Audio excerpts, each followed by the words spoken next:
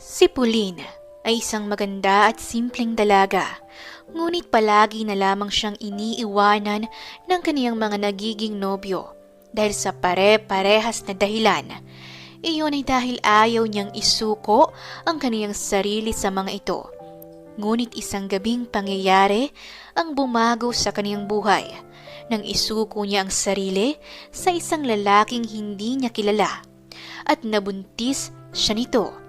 Labis ang kaniyang naging pagsisisi dahil hindi na niya nakita pa ang lalaki.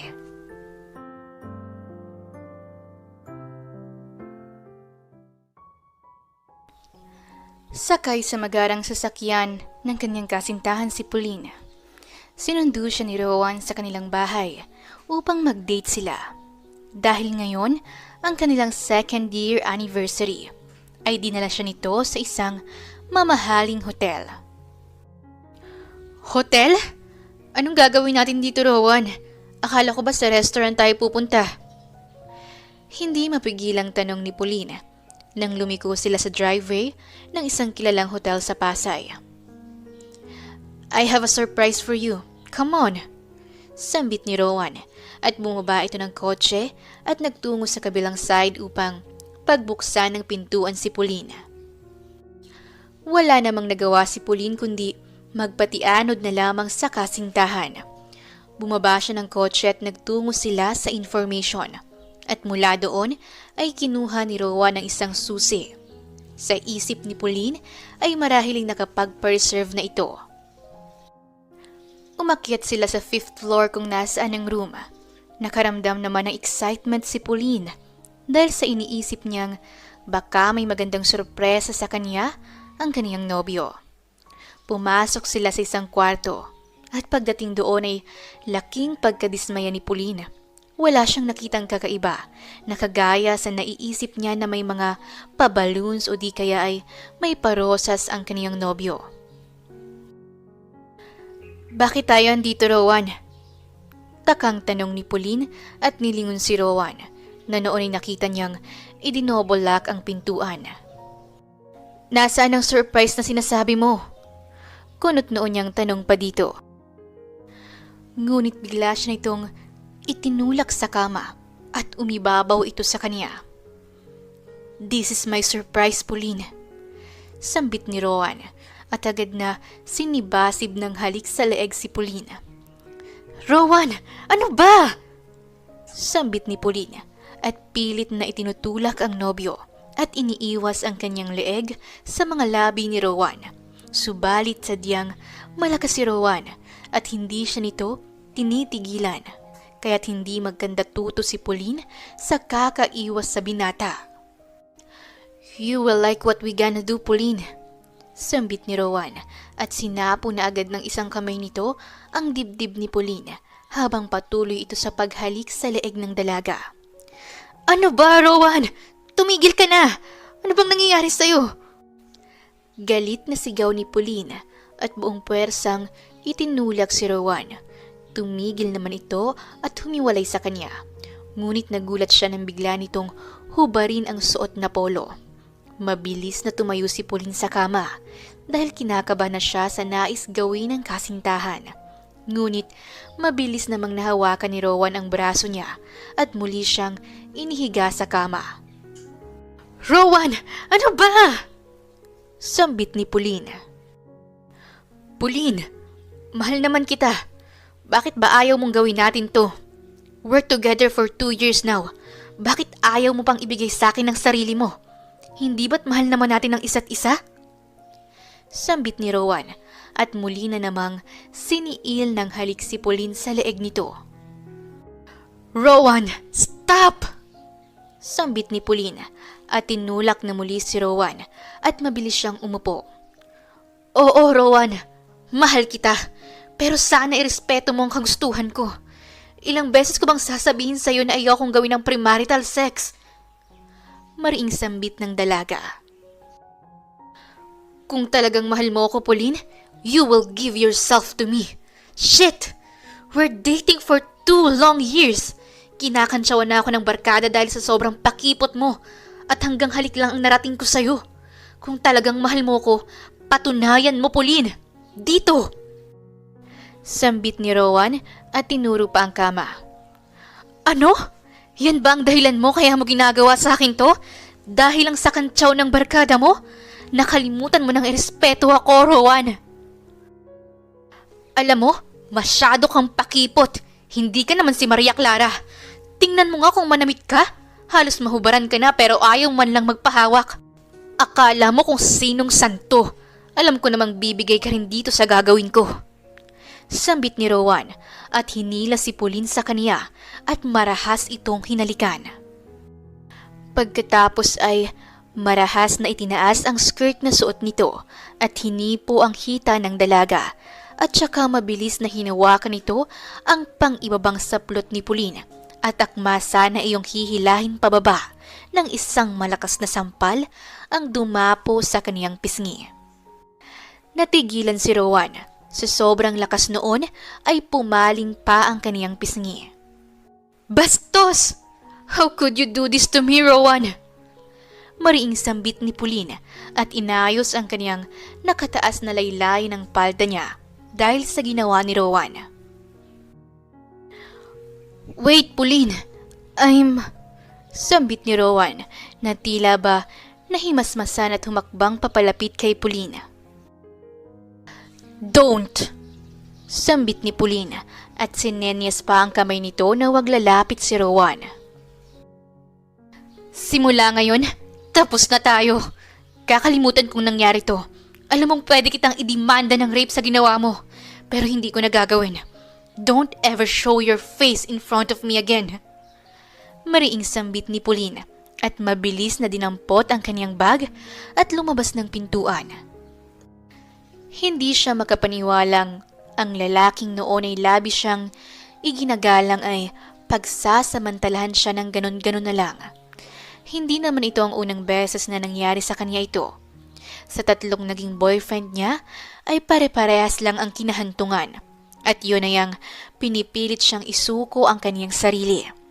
Ngayon nga lang ay akala niya ay nakatagpo na siya ng lalaking kayang irespeto ang desisyon niya na ayaw niyang i-indulge ang sarili sa premarital sex.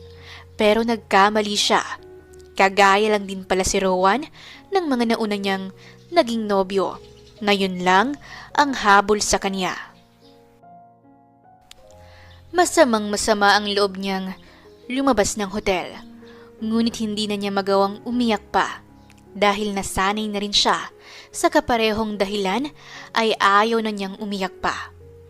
Sa malalim na pag-iisip ni Pauline ay dinala siya ng kanyang mga paa sa isang bar sa malapit. Naisipan niyang maglasing pagkatapos ay kalimutan na ang lahat ng nangyari. Ganito na lamang ang paulit-ulit na nangyayari sa relasyon niya. Iniiwan siya dahil ayaw niyang isuko ang kaniyang pagkababae. Masasabi niyang hindi naman siya konserbatibo at Maria Clara. Ang kaniyang pananamit ay nakaayon naman sa modernong panahon at sabay sa uso. Hindi rin siya yung tipong pabebe, pero siya kasi yung tipo ng babaeng nais i-preserve ang kaniyang sarili para sa lalaking papakasalan niya. Dahil na rin lumaki siya sa ganoong paniniwala, kahit na nasa modernong panahon na siya, ay ayaw niyang baliin ang prinsipyo niyang isusuko lamang niya ang kaniyang sarili sa lalaking ganap na niyang asawa. Waiter, another tequila please? Sambit niya habang halos maduling-duling na at hindi na nga maaninag ng masyado ang waiter. Nakakailang shots na din siya ng tequila at hindi rin siya sanay uminom. You cannot have another shot, miss. Lasing na lasing ka na. Tinig ng isang lalaki na umupo sa tabing stool ni Pauline. Sinenyasan naman ito ang waiter na wag na itong bigyan pa ng alak.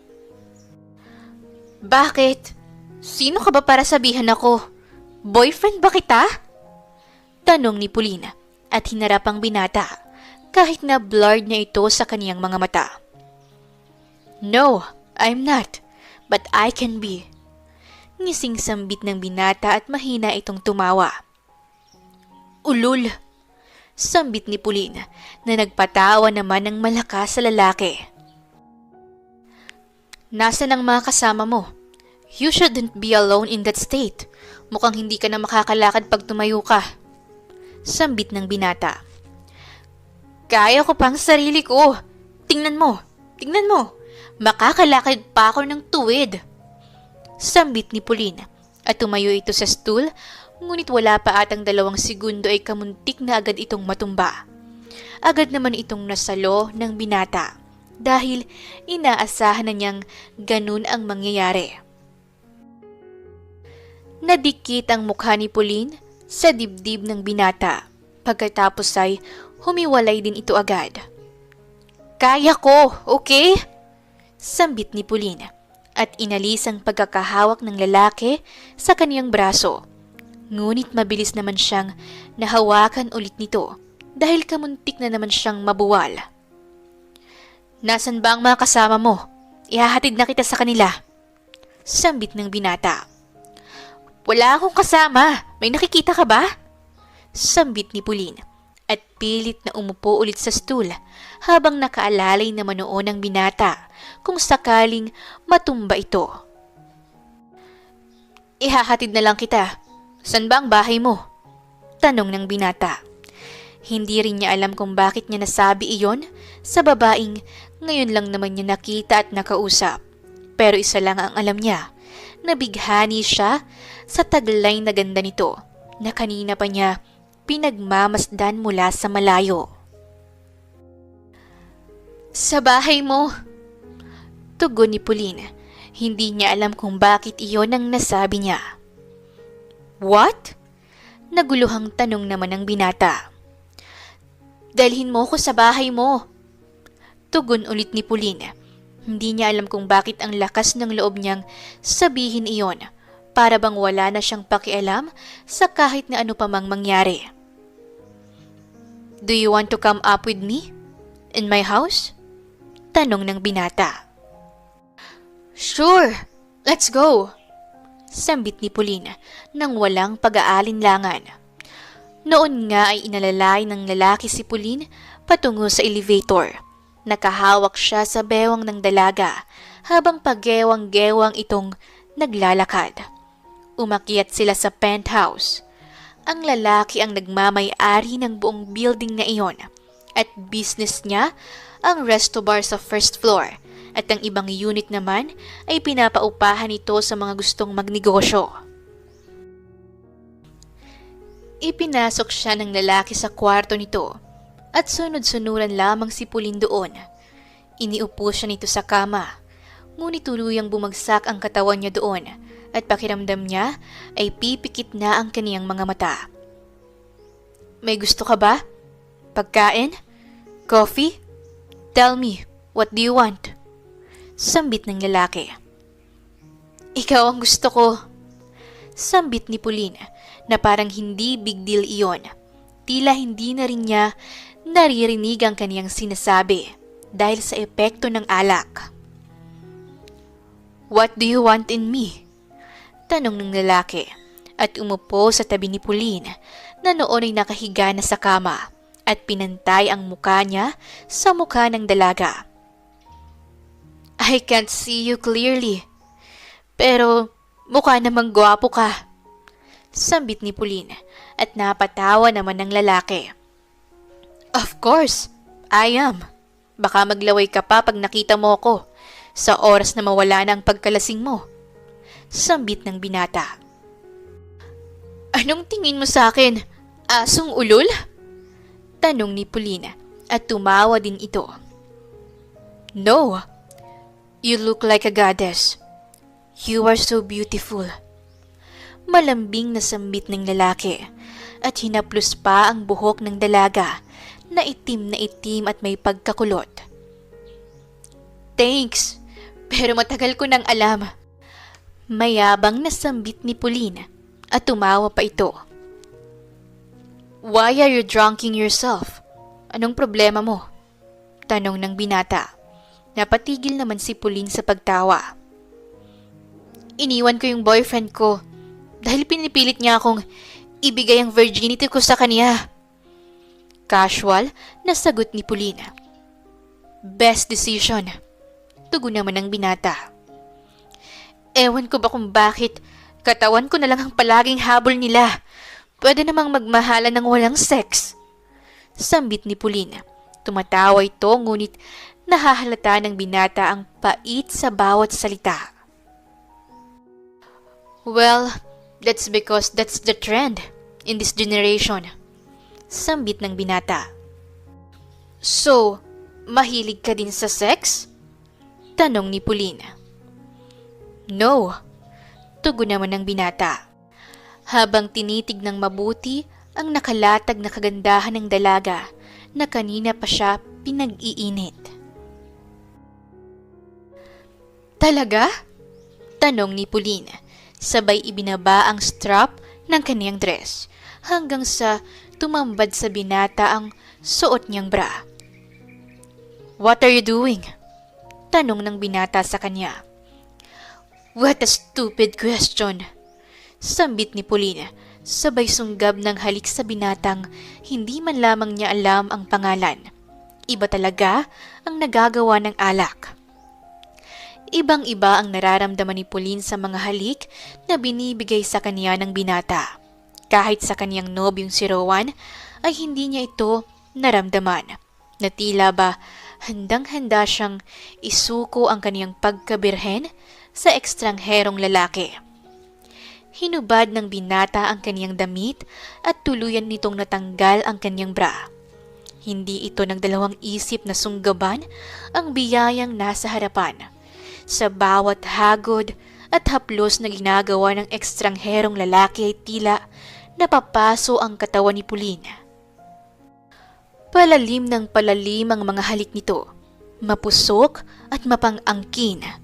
Mula sa mga labi niya ay dumako ang labi ng lalaki patungo sa puno ng kaniyang tenga. At doon ay para na siyang dinaanan ng libu-libong bultahe, kasabay ng pagtindig ng kaniyang mga balahibo. Kapwa sila nasasabik na sa isa't isa at hindi na nga makapag-intay pa sa sandaling iyon.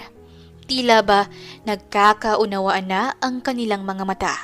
At noon nga ay dahan-dahan siyang inangkin ng lalaki. Pero kahit na mabagal ang ginawa nitong pag-angkin sa kanya, ay namutawi pa din sa kaniyang muka ang kirot na nararamdaman.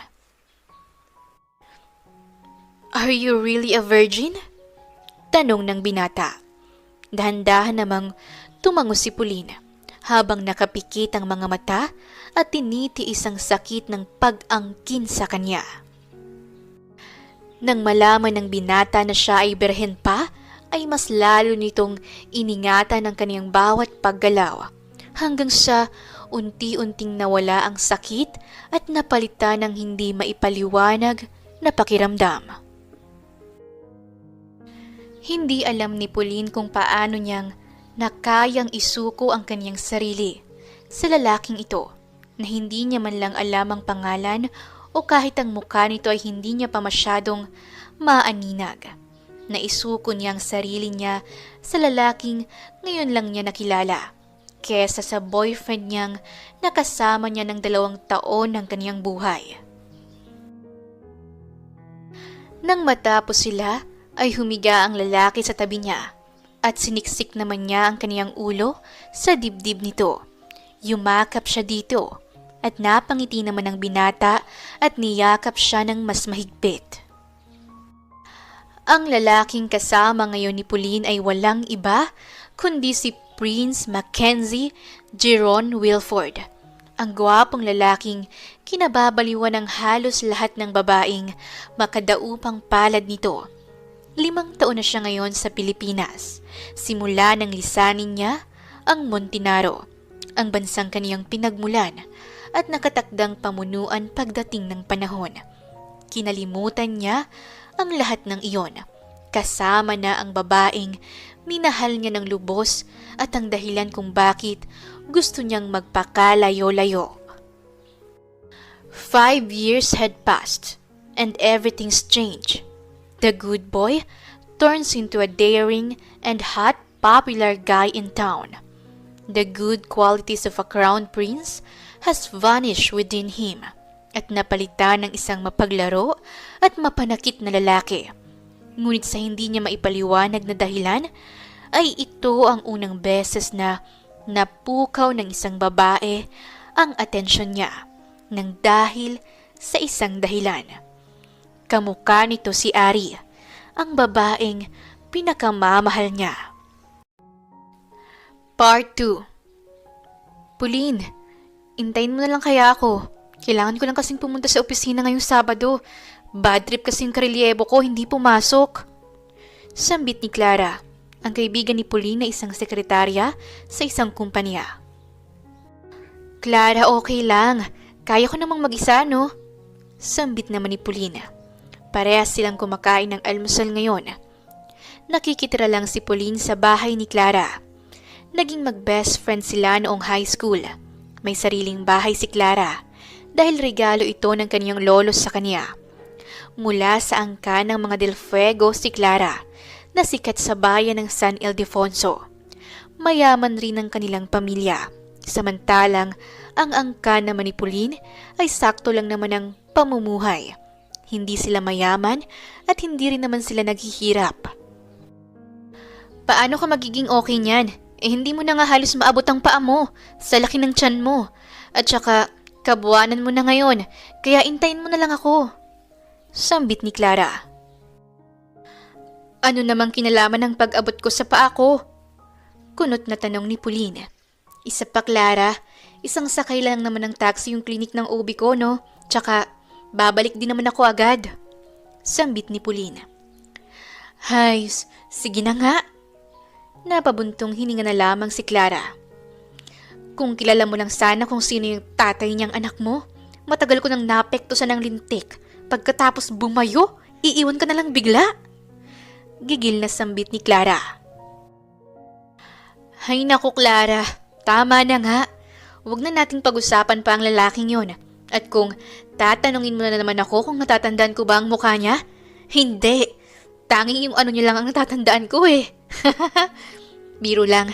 Sige na, umalis ka na. Malilate ka na. Sige ka, baka masinghalan ka na naman ng dragon mong boss. Sambit ni Pauline. Gaga ka talaga. Basta i-text mo ko ha pag nakarating ka na sa OB mo at pag nakauwi ka na. Baka mamaya mapaanak ka na lang dyan sa daan. Ilagay mo sa speed dial ang number ko, okay? Sambit ni Clara. Pagkatapos ay mabilisang uminom ng tubig at sinuot ang kaniyang coat. At pagkatapos ay kinuha na ang kaniyang bag. Oo na, matagal nang nasa speed dial ang number mo. Sambit ni Pauline.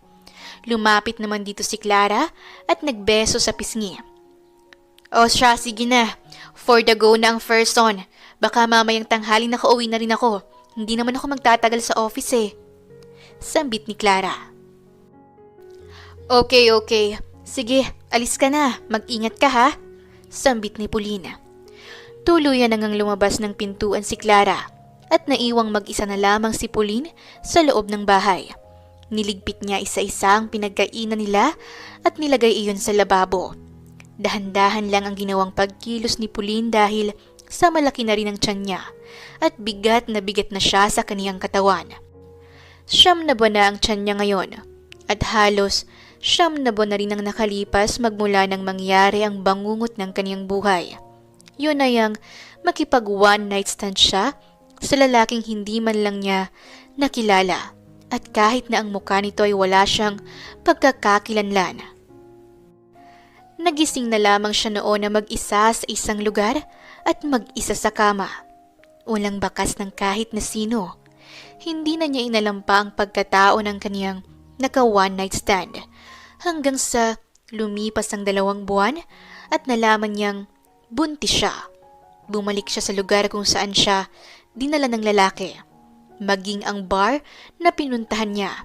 Ngunit ipinasara na daw iyon ng may-ari. Hindi naman niya maitanong ang lalaking hinahanap niya dahil hindi naman niya alam ang pangalan nito o kahit description ng lalaki ay wala siyang idea. Doon na siya tuluyang nawala ng pag-asa at dahil nga sa nangyaring iyon ay talagang galit na galit ang kaniyang mga magulang. dahil wala siyang maiharap na ama ng kaniyang anak. Na-disappoint din ang mga ito nang hindi si Rowan ang ama ng bata na matagal na niyang karelasyon at kilala din ng kaniyang pamilya. Tinakwil siya ng mga ito at sinabihang wag na wag siyang uuwi ng bahay hanggat walang hinaharap na ama ng bata. Kaya ngayon ay sa kaibigan niyang si Clara siya pansamantagal na tumitira dahil ilang buwan na rin siya doong tumutuloy. Sumusubok naman siya ng mga online jobs para kahit papaano ay makatulong kay Clara sa mga gustusin. May sapat naman siyang ipon para sa kaniyang panganganak dahil may savings naman siya noong nagtatrabaho pa siya bilang flight attendant sa Montesilio Airlines. Ngunit dahil nga nabuntis siya ay agad siyang nag-resign sa trabahong iyon. Pagkatapos maghugas ng mga pinggan, ay diretso nang naligo si Pauline. Weekly visit niya kasi sa kaniyang OB tuwing Sabado at palagi din siyang sinasamahan ni Clara. Nagkataon nga lang ngayon na kinailangan ito sa opisina kaya't hindi siya nasamahan. Pagdating sa klinik ng kaniyang OB ay agad siya nitong in-ultrasound at chinek ang kalagayan ng kaniyang baby. Everything is good, Pauline. Your baby is healthy. Tama ang kanyang timbang at sukat. Maganda ka na nga lang dahil malapit na siyang lumabas. Sambit ni Doktora Rañeses ang kanyang OB at binigyan siya nito ng matamis na ngiti. Oo nga po, Dok. Excited na akong makita ang baby girl ko.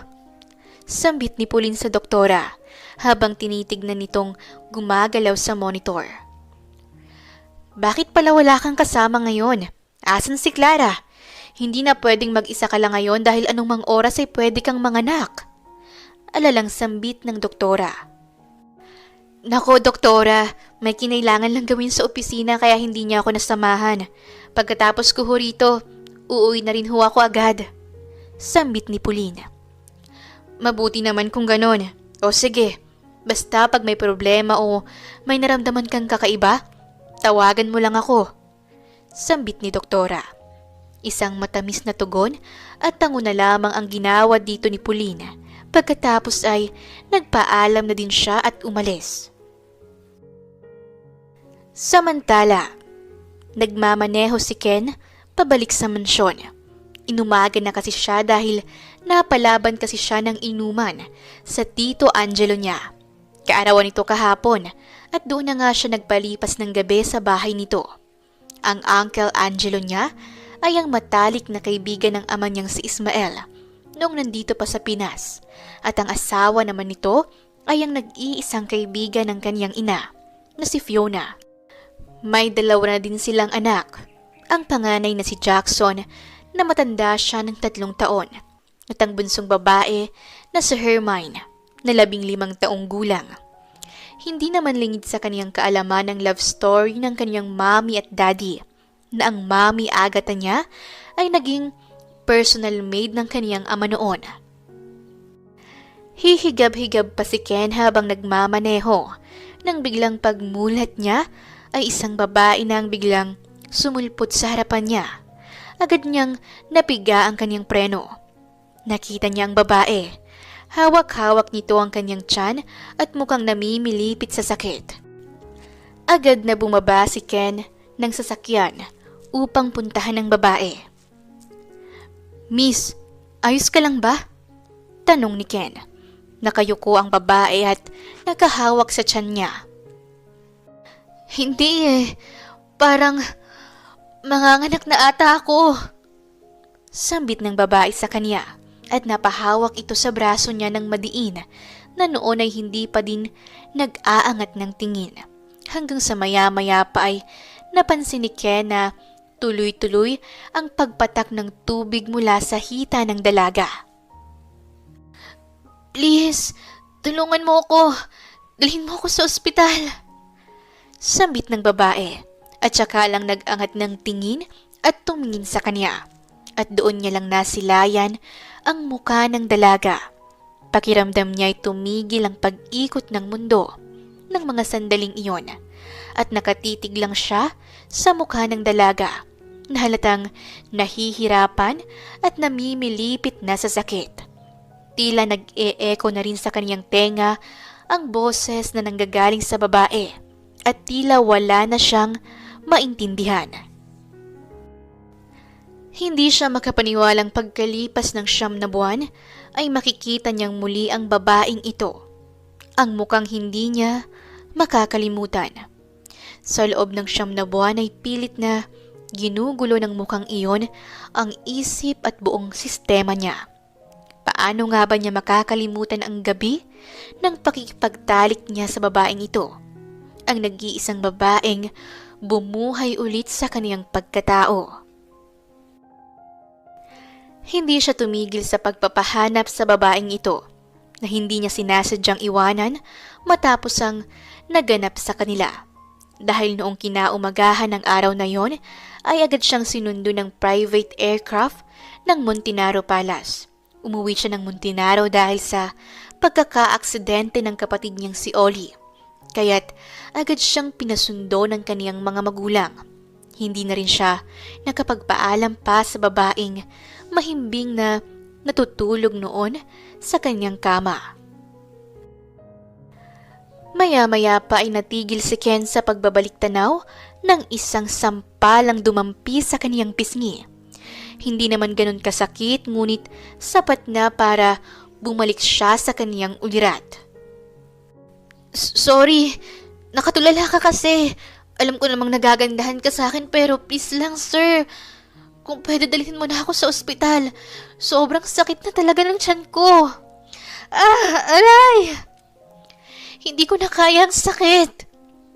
Sambit pa ulit ng babae at mahigpit ulit na napahawak sa kaniyang braso. Mababakas talaga ang sakit sa mukha nito. Noon naman ay natatarantang inalalayan ito ni Ken papasok sa loob ng kaniyang kotse.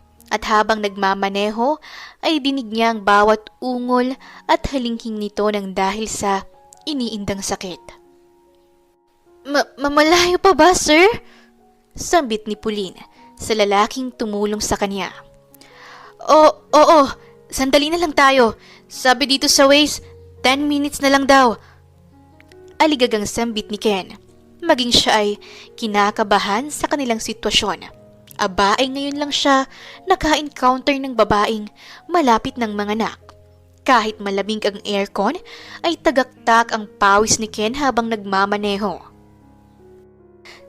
10 minutes pa? Ang tagal! Sobrang sakit, hindi ko na kaya! Daing paulit ng dalaga. Pasulyap-sulyap naman si Ken dito at pinagmamasdan ng lukot na mukha ng dalaga. Kahit na bumilog ang mukha nito at medyo tumaba, ay hindi pwedeng magkamali ang kaniyang mga mata. Ito ang babaeng matagal na niyang hinahanap.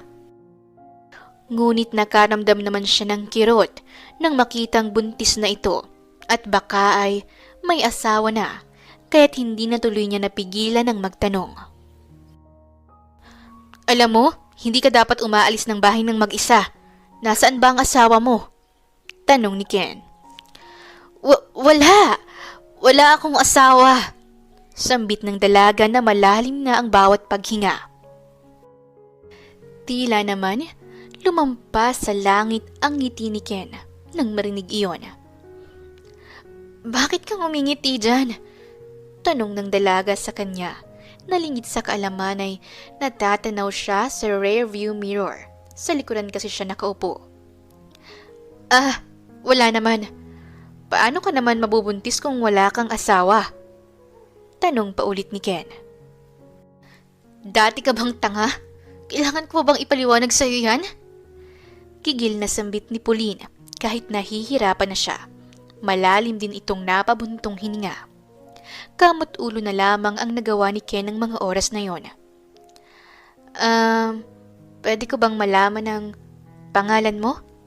Tanong ni Ken. Pagkakataon na niya ito upang makilala ang dalaga. Pauline. Malayo pa ba? Sagot ng dalaga na nakahawak sa tiyan. Full name?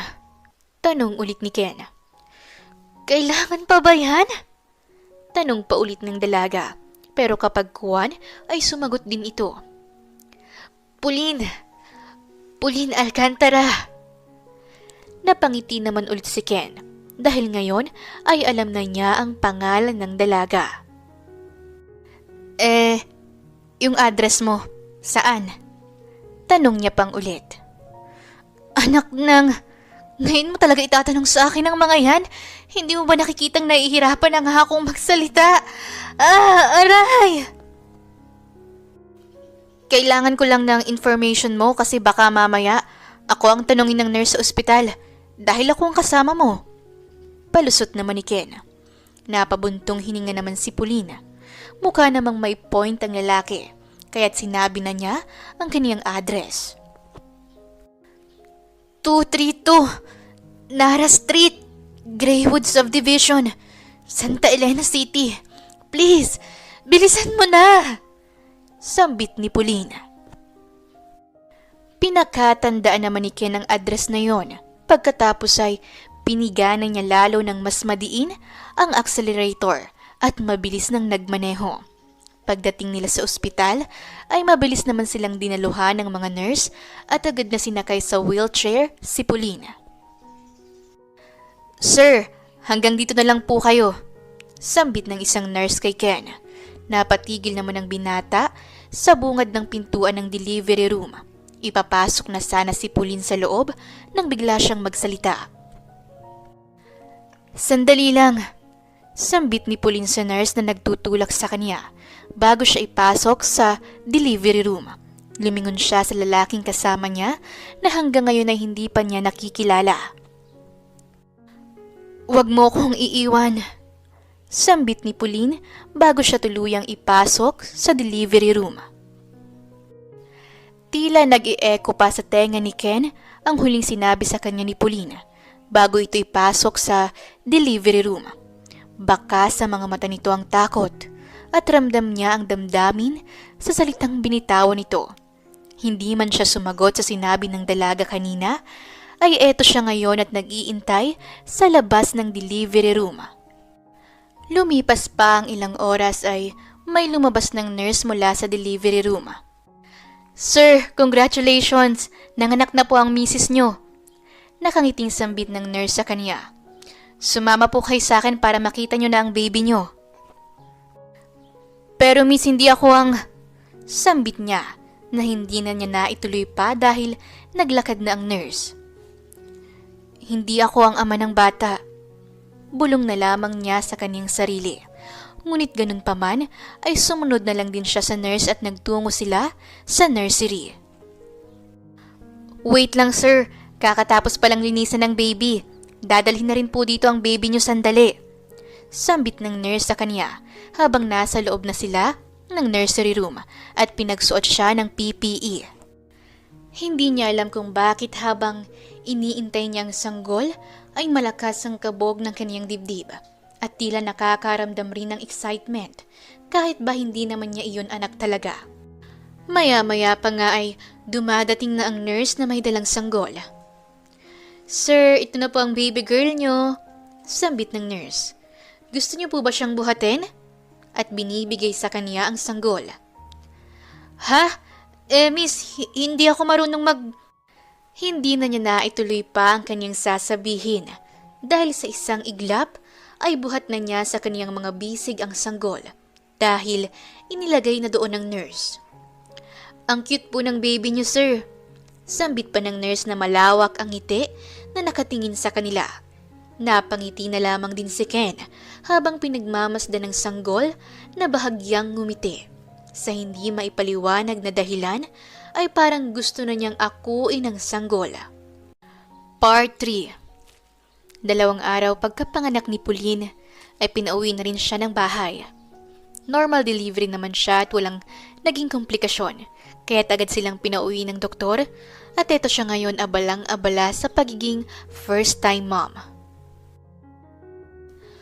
Pauline, anong itsura ng lalaki? Gwapo ba? Tanong ni Clara sa kanya habang nagluluto ito ng kanilang pang-agahan. Nag-leave pa talaga sa work si Clara ng 3 araw para lamang matulungan si Pauline na makapag-alaga ng baby dahil nga masakit pa ang katawan nito at nahihirapan pa din kumilos. Oo, gwapo siya, matangkad at may pagkatsinito. Sambit ni Pauline na medyo pinamulahan ng pisngi. Ang tinutukoy ni Clara ay yung lalaking nagdala sa kanya sa ospital. Ang swerte mo naman, at siya pa talagang nagbayad ng hospital bill mo? Unang beses niyo palang nagkita, di ba? Kakaiba rin ng lalaking yon. Siguro, type ka nun. Iba talaga ang ganda mo, bes. Sambit pa ni Clara. Nahihiya nga ako eh. Sa totoo lang, gusto ko siyang puntahan at bayaran siya sa nagastos niya. Halos 50 mil din ang binayaran niya sa ospital at hindi birong halaga yon. Naperwisyo ko na nga siya nung araw na yon, hindi pa ako nakapagpasalamat. Mabuti na lamang at nakuha ko sa nurse ang pangalan at address ng lalaki. Pupuntahan ko siya kapag kaya ko na. Sambit pa ni Pauline.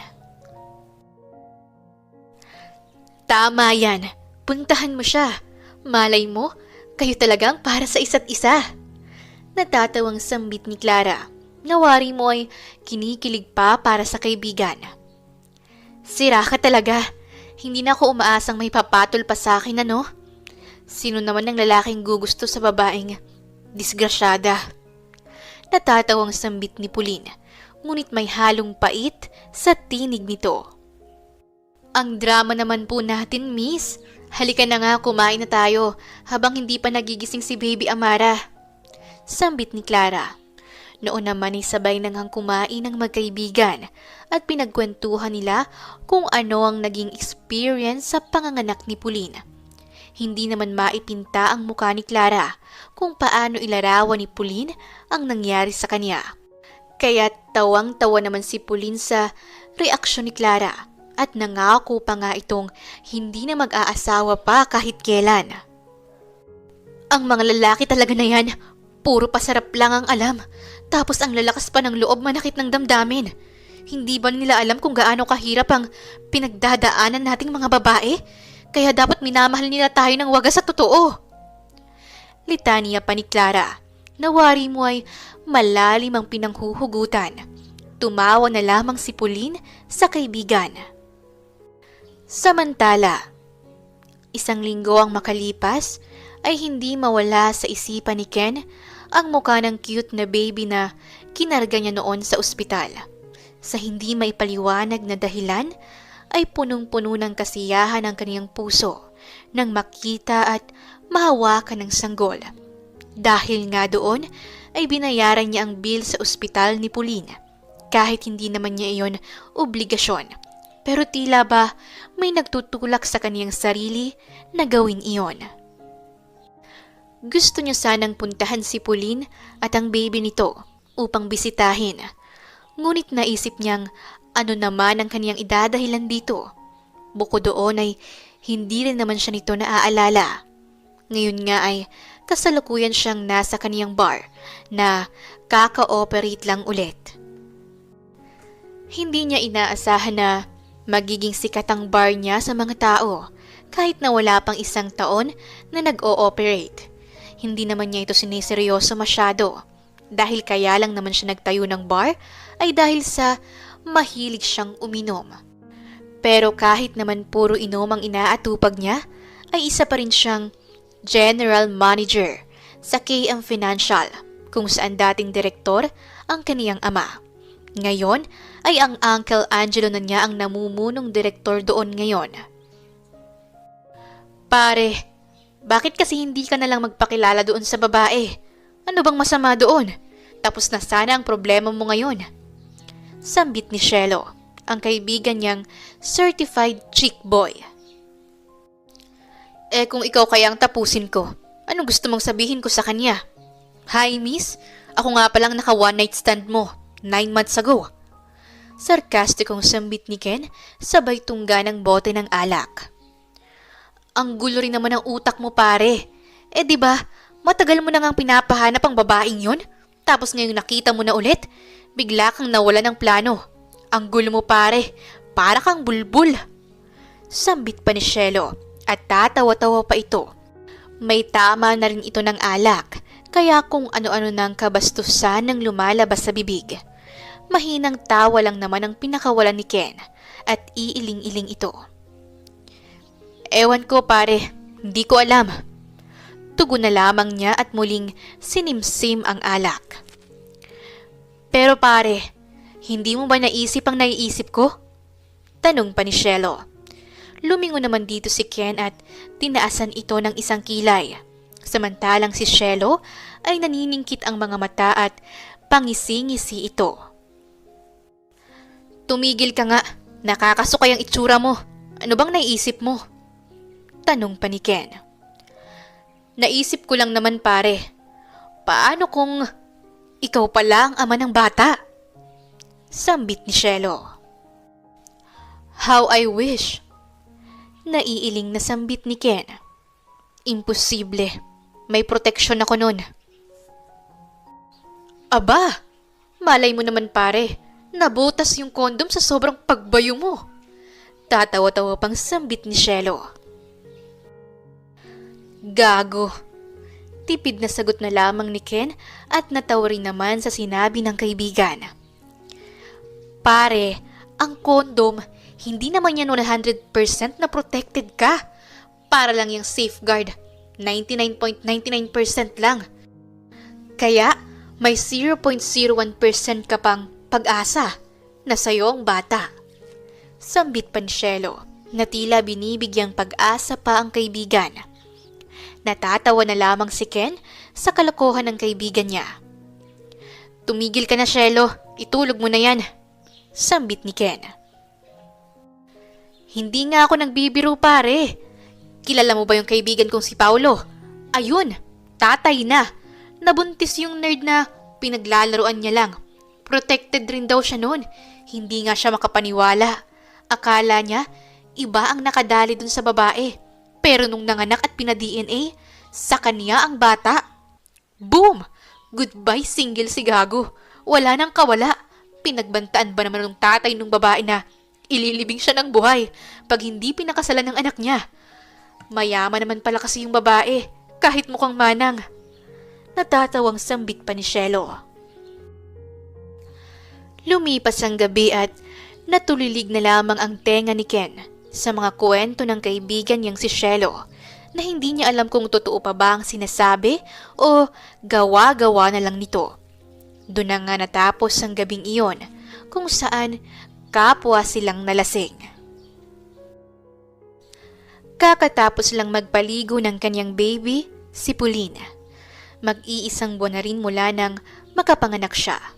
Wala na rin si Clara sa tabi niya dahil may trabaho pa ito at gabi na minsan kung umuwi. Unti-unti ay nasasanay na rin siya sa pag-aalaga sa kaniyang anak at marami siyang bagong natututunan. Ang kinakalungkot niya lamang ay hindi man lang siya kinamusta ng kaniyang mga magulang. Kahit na alam naman niyang nakarating na sa mga ito ang balita.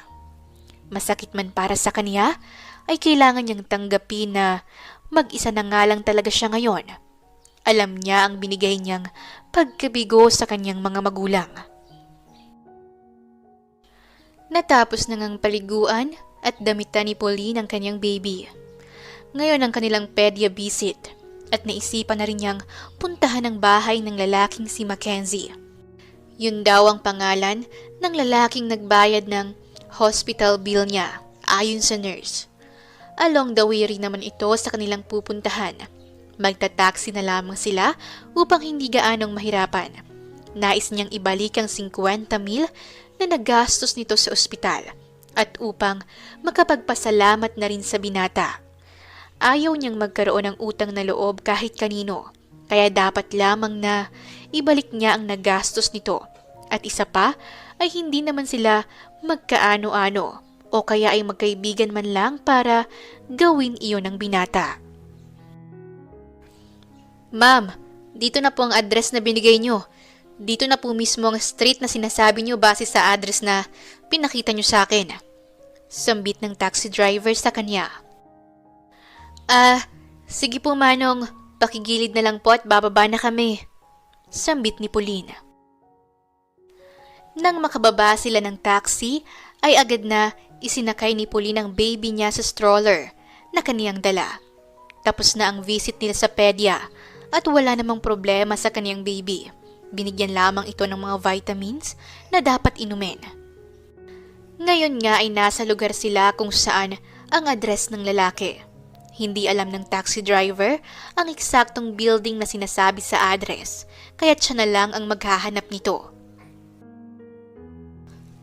Bakit parang pamilyar sa akin ang lugar na to?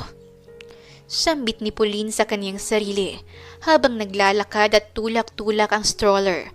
Nakapaharap sa kaniyang anak niya at noon ay mahimbing itong natutulog. Nang lumiko pa siya sa isang kanto ng building, ay doon na nga napagtanto ni Pauline na alam niya ang lugar. Teka, yun yung bar na pinuntahan ko dati ah. Sambit pa niya sa kanyang sarili. Ilang buwan na rin ang nakalipas nang huli siyang mapadpad dito. Natanaw niya ang bar na pinanggalingan niya noon sa may di kalayuan at nang iangat niya ang kanyang tingin ay doon niya lang napansin ang karatula na pangalan ng building na yon. One Avenue? Sambit pa niya, sabay tingin sa papel na hawak niya na naglalaman ng address ng lalaki. Dito siya nakatira? Sambit pa ni Pauline. Napapailing na lamang siya at bakas ang pagtataka sa kaniyang muka. Bigla rin siyang nakaramdam ng kaba ng mga oras na yon. Nagpatuloy siyang naglakad patungo sa building na yon at pagdating niya sa gwardiya ng building ay binigay niya ang address na nasa papel. Dito nga yan ma'am. Andyan sa penthouse si Boss Ken. Akyat na lamang po kayo doon. Sambit ng gwardya. Marahan namang tumango si Pauline kasabay ng malakas na kabog ng kaniyang dibdib. Sige po, salamat kuya. Sambit niya sa gwardya. Hindi siya pwedeng magkamali. Dito siya galing sa lugar na ito. Alam niyang sa building na ito siya lumabas nung umaga matapos niyang makipag one night stand sa lalaking ama ng kaniyang anak. Patay ka, Boss Ken. Mukhang may naanakan ka na. Tapos na ang maliligayang araw mo. Sambit pa ng gwardya at iiling-iling pa ito na sinusundan ng tingin si Pauline. Nanginginig ang mga kamay ni Pauline na pinindot ang 25th floor sa elevator. Ito ang pinakataas ng building, ang tinatawag na penthouse. Nang bumukas ang elevator, ay agad na tumambad sa kaniya ang malaking mahogany door. Nilibot pa niya ang kaniyang paningin. Nag-iisang pinto lamang ito sa buong floor. Napansin niya ang malaking flower vase na nasa gilid ng pintuan. Doon siya muntik ng matalisod nang nagmamadali siyang lumabas sa pintong nasa harap niya. Ilang buwan na ang nakakalipas. Siya ba? Siya ba ang tatay ng anak ko? Nanghihinang sambit ni Pauline at pinagmasdan ng baby niya na mahimbing na natutulog. Nakikilala ba niya ako? Kaya ba siyang nagbayad ng hospital bill namin ng anak ko? Hindi makapaniwalang sambit niya sa sarili. Napatakip pa ng bibig si Pauline at ilang segundo siyang natigilan sa dami ng tumatakbo sa kaniyang isipan.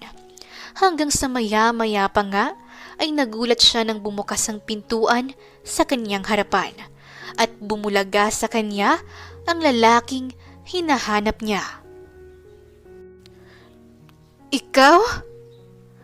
Mahinang sambit ni Pauline sa lalaking nasa harapan niya. Bakas sa mukha nito ang pagkagulat nang makita siya. Samantala, nagmamadaling nagbihis ng kanyang corporate attire si Ken dahil may board meeting siya ngayon. Bilang general manager ay may monthly report siyang ginagawa sa kada meeting na isinasagawa buwan-buwan. Naparami ang inom niya kagabi at ngayon ay tanghali pa siyang nagising. Tiyak na mapapagalitan na naman siya ng kanyang Tito Angelo sa ginagawa niya. Nang makapagbihis at maihanda ang kanyang mga kakailanganin, ay dali-dali niyang kinuha ang susi ng kaniyang sasakyan at agad na lumabas ng pintuan. Ngunit gano'n na lamang ang gulat at pamimilog ng kanyang mga mata na ang babaeng gustong-gusto na niyang puntahan ay nasa harapan na niya mismo. Ilang segundo silang parehas na tigilan at kapwa nakatingin sa mata ng isa't isa. "Ikaw?" Sambit nito sa kanya na hindi niya alam kung ano ang ibig sabihin. "Pauline?" Sambit niya sa babaeng nasa harapan. Halos mautal-utal pa siya at tila nabuhol ang dila. Ikaw ang lalaking yun? Ikaw ang tatay ng anak ko." Biglang bulalas ni Pauline. Yun ang kusang lumabas sa mga bibig niya. Lalo pang namilog ang mga mata ni Ken sa narinig na sinabi ng dalaga. Part 4. Titig na titig si Pauline sa mukha ng binata. Samantalang si Ken ay namutawi naman ang ngiti sa mga labi sa narinig na sinabi ng dalaga. Ngunit nagulat na lamang si Ken nang biglang, "Walang hiya ka! Walang hiya ka! Rapist! Rapist ka!" Sambit ni Pauline habang pinapalo ang dibdib ni Ken. Gulong-gulo naman si Ken sa inaksyon ng dalaga. "Wait! Sandali nga!" Sambit nito at pinigilan si Pauline sa pagpalo sa kanya. Hawak niya ang dalawang braso ng dalaga at tinignan niya ito sa mga mata. Natigilan naman si Pauline. Nakatingala ito sa kanya na may galit sa mga tingin. "Rapist? Ako? Paano mo nasasabi sa akin yan? Gayong sinabi mo sa akin nung gabing yun na akin ka, mula ulo hanggang paa." Sambit ni Ken na hindi pinapatid ang pagkakatitig sa mga mata ng dalaga.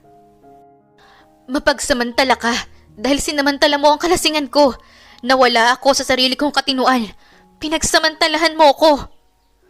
Paratang naman ni Pauline. "You took advantage of me. Alam mong lasing ako, pero ginawan mo pa rin ako ng masama." Dugtong pa niya. "Siguro nga, Pauline, but that night was different. You willingly surrender yourself to me, and I felt the passion in your eyes, that you want what you're doing. You want that pleasure. Aminin mo." Hindi naman nakaimik si Pauline at winaksin nito ang kamay ni Ken na nakahawak sa kanya. Napahawak pa ito sa kaniyang noo. "That night was a mistake. Isang gabing hindi dapat nangyari." Nasambit na lamang ni Pauline. "Sinasabi mo rin bang mali na nabuhay ang batang ito?" Sambit ni Ken at tinignan ng anak niya na mahimbing pa ding natutulog sa kabila ng ingay nilang dalawa. "No! Of course not!" Sambit ni Pauline at tinignan ng masama si Ken. "Kalimutan na natin ang gabing yun. Hindi kita pipilitin na panagutan ako kung yan ang iniisip mo. We can live without you." Matapang na sambit ni Pauline. "Paano kung sabihin kong gusto kitang panagutan? Gusto kong maging ama ng anak natin. Hindi mo ako mapipigilan." Buong loob na pahayag naman ni Ken na nakatingin sa mga mata ni Pauline. Hindi naman makapaniwala si Pauline na ito ang sasabihin sa kanya ng lalaki. Akala niya ay pagtatabuyan siya nito at bibigyan na lamang siya ng malaking halaga upang magpakalayo-layo sila. Pero mali siya. "The first time I saw you after 9 months, I thought I'm getting crazy because I never thought that I will see you again. Ipinahanap kita, but that's so close to impossible. Kasi kahit pangalan mo hindi ko alam. Alam mo bang sa loob ng 9 na buwan na yun, halos mabaliw-baliw ako. I wanted to see you so much, but we have found no information about you, of who you are." Sambit ni Ken. "Pero nasan ka? Nung umagang yon, wala ka na sa tabi ko. Sambit ni Pauline. Nung nalaman kong buntis ako, hinanap din kita. Pero paano kung hahanapin ng taong ni mo ka ay hindi ko matandaan? Nakakabaliw dahil hindi ko alam ang gagawin ko ng mga panahon at oras na yon. Mahabang kwento, Pauline. Pero kung hahayaan mo akong magpaliwanag, sasabihin ko sa'yo. Sambit ni Ken. Maya-maya pa ay naputol ang kanilang pag-uusap nang tumunog ang cellphone ni Ken. Dinukot niya iyon mula sa bulsa ng suit niya. Tumatawag ang kaniyang assistant. Hello, Greg. I know. I cannot attend right now. Please tell to Uncle Angelo that I'm sorry. But this is more important than anything. I cannot leave. Sambit pa ni Ken sa kausap at tumingin lang kay Pauline na tila ba sinasabing siya ang mas importante sa lahat ng bagay. Binaba na rin ni Ken ang tawag at muling hinarap si Pauline. Halika sa loob, mag-usap tayo. Sambit pa ni Ken. Pumasok si Pauline sa loob ng bahay nito at naupo sila sa sofa habang si Baby Amara ay nasa harapan nilang pareho. Tahimik lamang itong pinagmamasdan ni Ken. Gusto niya sanang buhatin ng sanggol kaso nga lang ay ayaw naman niyang abalahin ng tulog nito. She looks so lovely. Sambit ni Ken habang nakatingin sa anak. Pinagmasdan naman ni Pauline si Ken at nababasa niya sa mga mata nito na galak itong makita ang kaniyang anak. I thought of coming to you 100 times, pero wala akong lakas ng loob, lalo na at hindi ko naman sigurado kung ako ang ama ng bata. Sambit ni Ken na nanatiling nakatingin sa baby. Hindi mo ba alam? Akala ko alam mo na, kaya ikaw ang nagbayad ng hospital bill namin. Naguguluhang sambit ni Pauline. No, hindi ko alam. Sa totoo lang nung nakita kong buntis ka na, parang pinagbagsakan ng langit at lupa ang pakiramdam ko. Sambit ni Ken at tumingin sa mga mata ni Pauline. Pero ngayong nalaman ko na ako ang tunay na ama ng bata, what I felt was beyond clouds. I'm so happy. The first time I saw her, I fell in love so deep. Never felt so much love before. Until I saw this tiny human. Sambit pang muli ni Ken at noon ay hinawakan ng maliit na kamay ng sanggol. Let's get married. Bulalas ni Ken at muling nilingon si Pauline na noon ay namilog ang mga mata. Ano? Kasal? Hindi makapaniwalang tugon ng dalaga. Yes. Tipid na sagot ni Ken at ngumiti ito. Nababaliw ka na ba? Hindi mo naman kailangang gawin to. At isa pa, hindi naman natin mahal ang isa't isa. Isang gabi pa lang tayong nagsama. Hindi pa natin kilala ang isa't isa. Sambit ni Pauline na bakas sa muka ang matinding pagtutol. I'll make you fall in love with me then. Tugon ni Ken. Nahihibang ka na talaga. Naririnig mo ba ang sinasabi mo? Akala mo ba ganun-ganun na lang ang pagpapakasal? Tanong ni Pauline. Magiging mahirap lang ang pagpapakasal kung kasal ka na sa iba. But as long as you're single, everything comes easy. Sambit pa ni Ken. Nangunot naman ang noo ni Pauline at hindi na siya makaribat pa dahil may point naman ang lalaki. Bakit mo ba sinasabi yan? Tanong ni Pauline. To make everything right, Pauline. Hindi ko papayagan na lumaking walang ama ang anak ko. At mas lalong ayokong maging illegitimate child ang bata nang dahil sa hindi tayo kasal. Napabuntong hininga naman si Pauline.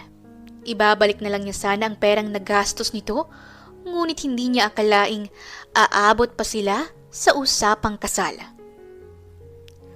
Pag-iisipan ko. Tanging tugon na lamang ni Pauline at saka lumunok ng laway. Sa gwapo kong ito, wala ka nang dapat pang pag-isipan. Sambit pa ni Ken. At saka ito, ngumiti ng nakakaloko. Lumukot naman ang mukha ni Pauline sa inasal nito. Napupuyos ang damdamin ni Pauline dahil sa kayabangan ng lalaki. Ngunit wala na din siyang nasabi pa dahil totoo namang gwapo ito. Mabuti pa uuwi na kami. Siguro naman tapos na tayong mag-usap. Sambit ni Pauline. Ihahatid ko na kayo. Tugon naman ni Ken. Hindi naman na tumanggi pa si Pauline dahil mukha namang hindi rin papayag ang isang to na hindi sila maihatid. Ngunit bago siya nito tuluyang ihatid, ay tumigil muna sila sa isang restaurant. Masarap ang steak nila dito. Sambit ni Ken nang makaupo sila. Tinitignan pa lamang ni Pauline ang menu ay talaga namang tumutulo na ang laway niya. Hindi man niya aminin ay kanina pa talaga siya nagugutom. Dahil inubos na naman ni Amara ang lakas niya dahil kakatapos lang nitong dumede sa kanya kanina. Ngayon nga ay tulog na naman ang bata. Nagbigay na siya ng order sa waiter at gano'n na lang din ang in-order ng binata.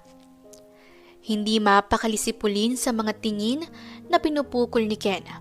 Pakiramdam niya ay may mga paru-parong nagliliparan sa kaniyang tiyan na ngayon lamang niya naramdaman. Hindi na lamang niya ito pinansin at pinagpatuloy na lang niya ang pagkain. Tell me about yourself, Pauline. Sambit ni Ken. Napatigil naman si Pauline sa pagkain at tinignan si Ken. Nothing would interest you. Tugon niya. Bakit bang sungit mo? The last time we were together, you were very sweet and soft-spoken. Sambit ni Ken at ngumisi ito. Nasamid naman sa sariling laway si Pauline. Alam niya ang pinapahiwatig ng binata at kung ano ang tinutukoy nito. Tinignan na lamang niya ito ng masama at saka bumalik sa pagkain. Wala nang nangyaring pag-uusap sa kanila pagkatapos noon. Hindi na rin naman umimik si Ken, ngunit ramdam niya ang pagtingin nito sa kanya. Tumawag na si Ken ng waiter at nagbayad. Pagkatapos ay umalis na din sila at tuluyan na siyang hinatid nito sa bahay. Totoo ba, Pauline? Si Mackenzie Wilford ang tumulong sa iyo nang manganganak ka na? At isa pa, ito ang tatay ng anak mo? At inaalok ka ngayon ng kasal? Oh my God! Nagligtas ka ba ng bansa nung araw upang palarin ka ng ganyan? Hindi makapaniwalang sambit ni Clara. Ano bang big deal sa lalaking yun at ganyan kang makariak? Tanong naman ni Pauline. Sikat siyang lalaki. Gwapo at mayaman.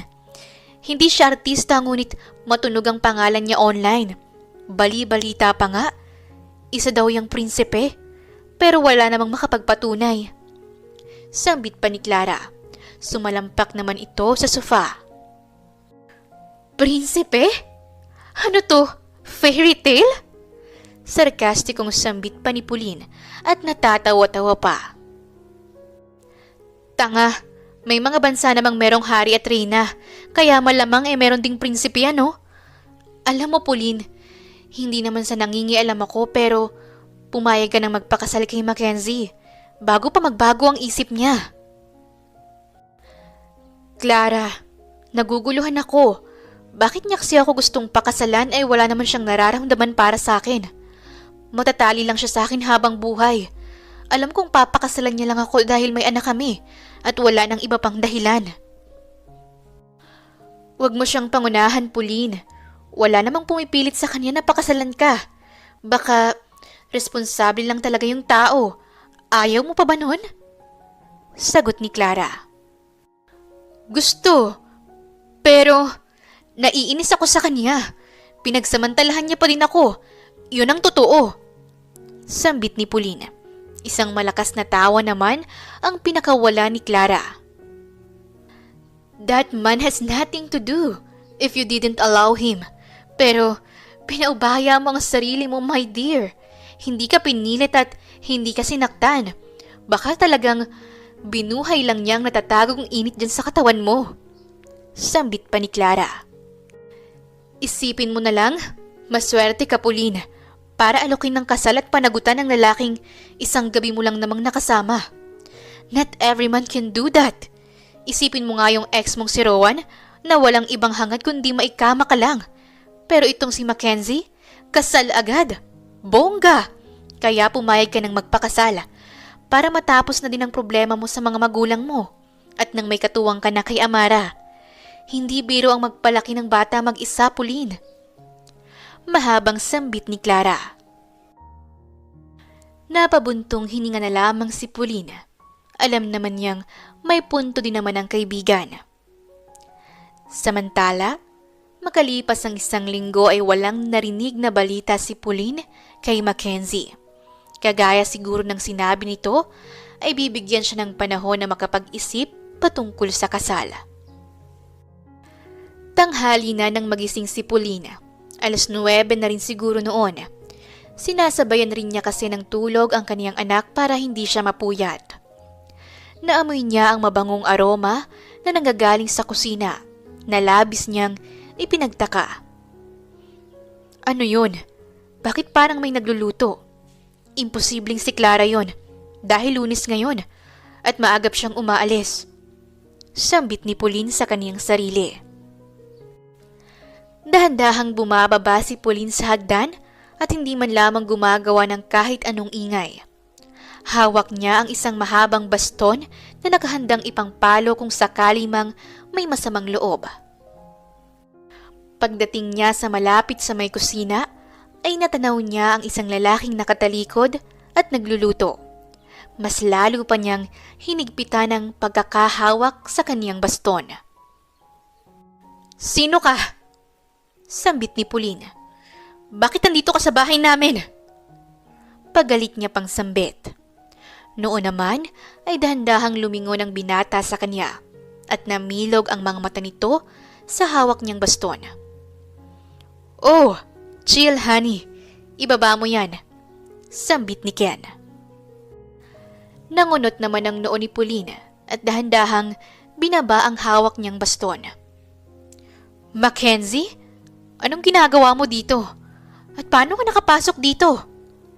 Tanong ni Pauline. Oh, that? Clara let me in, hon. Sambit ni Ken at ngumiti ito sa kaniya ng matamis. May hawak-hawak pa itong si Yancy sa kanang kamay. Sa palagay ni Clara ay nagpiprito ito ng bacon base na din sa amoy ng niluluto nito. Pakiramdam ni Pauline ay malalaglag na ang panty niya sa mga ngiti ni Mackenzie. Pero iwinaksi niya ang pakiramdam na yon at pinili na lamang pagsungitan ito. Tigilan mo nga ang kakatawag mo sa akin ng Han. Wala namang namamagitan sa ating dalawa. Mataray na sambit ni Pauline. Ganun ba? Sambit ni Mackenzie at malalim itong napabuntong hininga. Inalis nito ang suot na apron at nilapag sa lamesa. At noon ay unti-unti itong naglakad palapit sa kanya. May ngisi sa mga labi nito na hindi mawari ni Pauline. Para bang naistatwa si Pauline nang malanghap ang mabangong pabango nito nang wastong makalapit ito sa kanya. Kaparehong pabango na gamit nito nung gabing yon na hindi niya makakalimutan.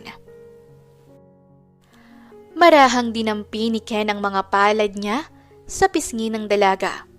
Mula sa sintido nito, pababa hanggang sa baba ng dalaga. Don't you know that the night you gave yourself to me, you are already mine, Pauline? Seryosong sambit ni Ken. Kapwa sila nagkatitigan sa isa't isa. Hindi naman mawari ni Pauline ang kanyang nararamdaman. Tila ba napuno ng libo-libong paru-paro ang kanyang tiyan sa pagdampi ng mga daliri ni Ken sa kaniyang pisngi at wala siyang nagawa upang pigilan ito. Now, honey, have you chosen a date for our wedding? Ngiting tanong ni Ken sa dalaga. Nangunot naman ang noo ni Pauline at tila naguluhan sa sinabi ni Ken. Ang naging usapan lang kasi nila ay pag-iisipan pa niya ang kasal. Ngunit ngayon ay tinatanong na siya nito kung kailan ang napili niyang date sa kanilang kasal. Part 5. Pinagpapawisan ng malapot si Ken. Nakaupo siya ngayon kalapit si Pauline at nasa harapan nila ang mga magulang nito. Napapayag na din naman ni Ken si Pauline na magpakasal silang dalawa. Kaya't ngayon nga ay naglakas loob na itong mamanhikan. Hindi naman makatakas si Ken sa masamang titig ng ama ni Pauline sa kanya na si Alejandro Alcantara. Bakit ngayon ka lang humarap sa amin, magaling na lalaki? Ngayon ka lang ba tinubuan ng bayag? Galit na sambit ni Mr. Alcantara. Daddy, please calm down. Awat naman ni Pauline dito. Manahimik ka, Pauline. Sagot naman ito at natahimik nga siya. Ang nanay naman niyang si Mrs. Marian Alcantara ay tulala lang at tila gwapong-gwapo kay Ken. Katabi din ng mga ito ang kuya ni Pauline na si Jericho, na kanina pa parang gustong paulan na ng suntok si Ken. Sa takot ni Ken sa tatay ni Pauline ay bigla itong napaluhod at yumuko. Ikinagulat naman iyon ng lahat at lahat ay napasinghap. Sir, I'm very sorry, pero handa na po akong panagutan ng anak niyo. Gusto ko po siyang pakasalan sa lalong madaling panahon. Sambit nito.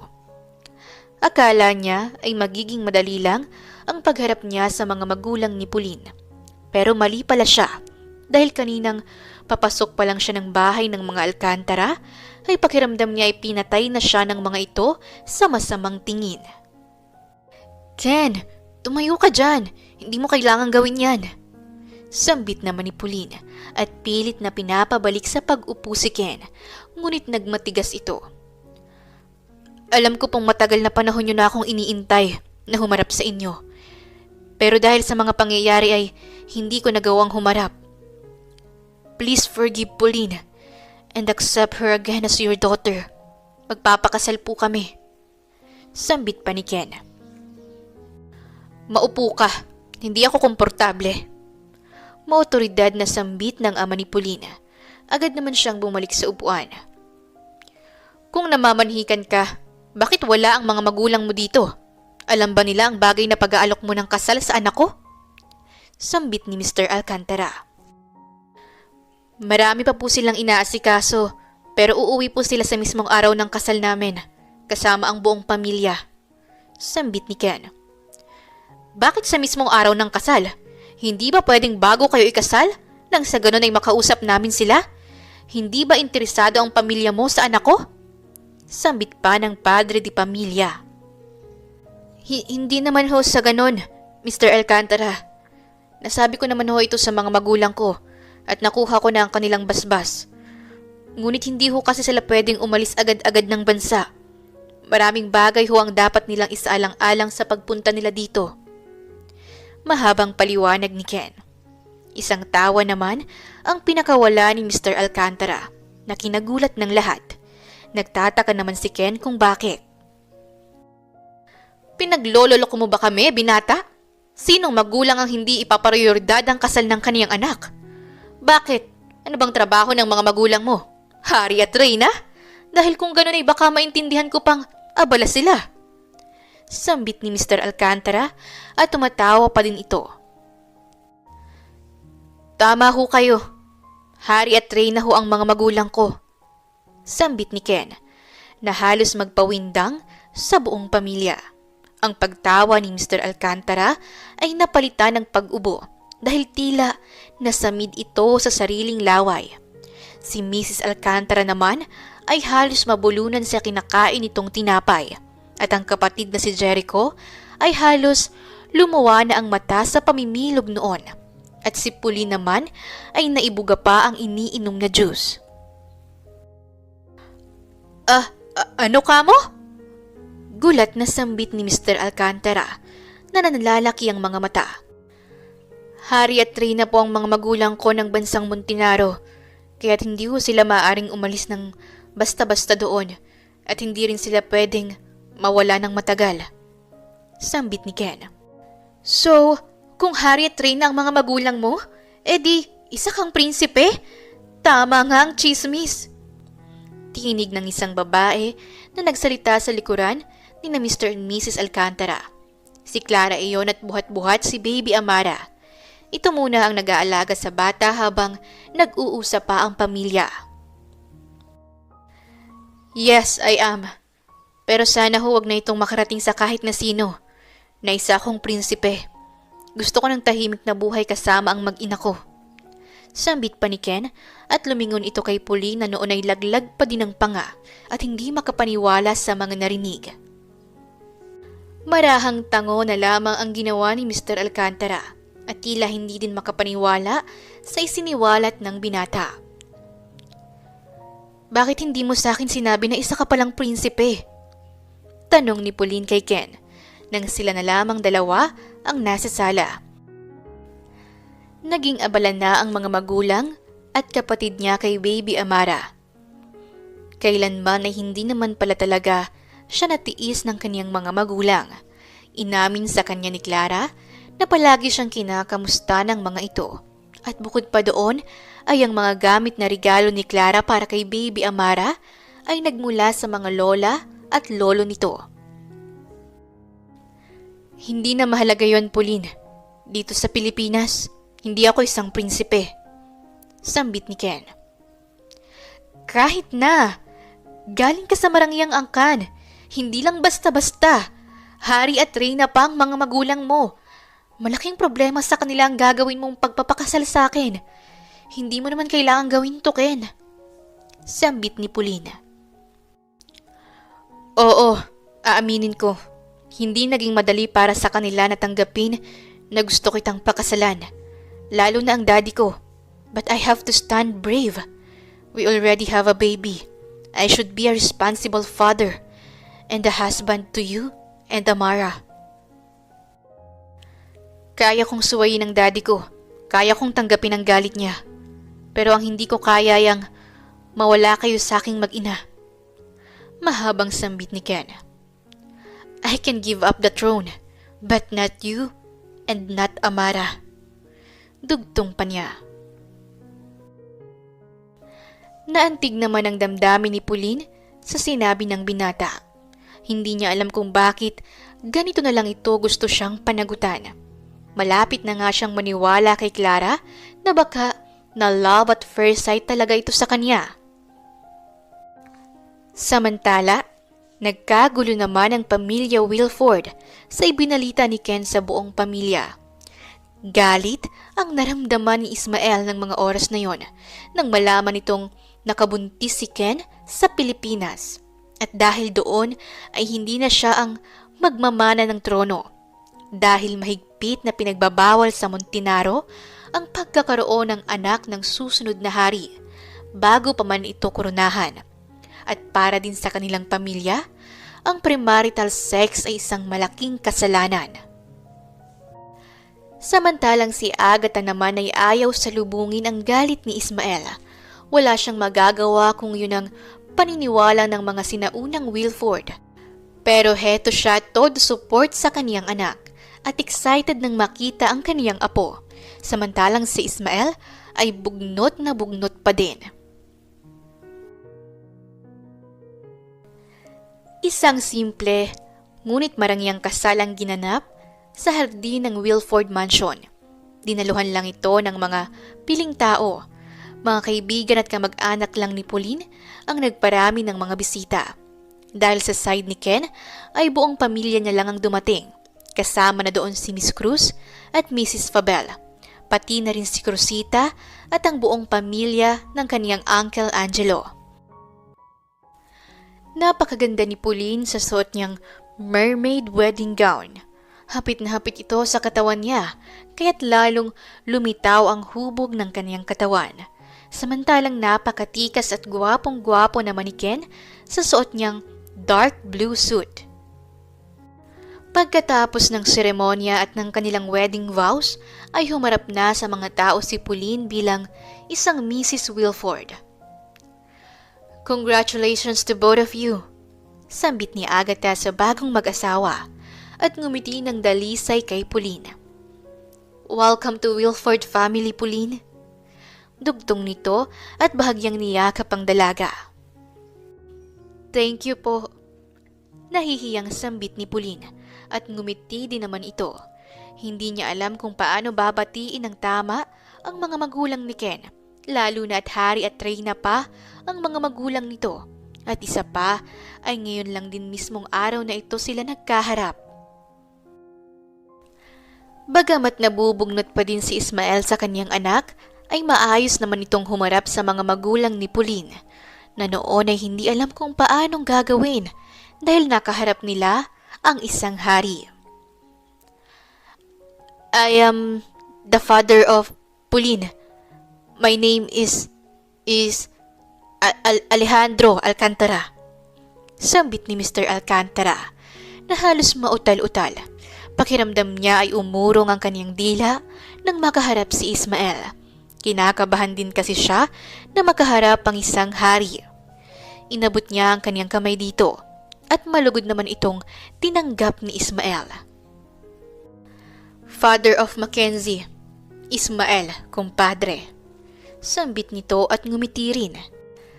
Isa-isa naman silang nagpakilala nang magkaharap ang bagong pamilya. Pinakilala ni Ismael ang kanyang asawa at mga anak, at ganun din naman ang ginawa ni Mr. Alcantara. Samantala, hindi naman mapuknat ang tingin Jericho kay Madison at halatang nabighani sa dalaga. Pinagkatuwaan naman ni na Ismael at Agatha ang kanilang cute na apo na si Amara. Naka-baby dress din ang bata at nakaturban pa. Si Agatha ang nagbubuhat ng sanggol samantalang si Ismael naman ay nilalaro ang bata at nagbe-baby talk pa ito. Parang nawala na nga ang pagkabugnot nito nang makita ang apo. Pagkatapos ng reception ay tumuloy ang buong pamilya sa resort ni Angelo sa La Union at doon nila sinagawa ang after party ng kasal. Nag-volunteer naman si Ismael at Agatha na sila muna ang mag-aalaga kay Amara upang makapagsulo naman ang bagong mag-asawa. Tigi-isang bungalow type house ang tinuluyan nila sa bawat isang pamilya. Nang makapasok sa loob ng bahay, ay agad na binuhat ni Ken si Pauline ng bridal style.